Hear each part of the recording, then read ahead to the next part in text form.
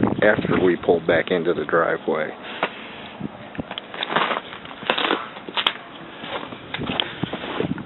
Freaking Antarctica. It's 2 degrees below zero outside, and I want to work on my motorcycles.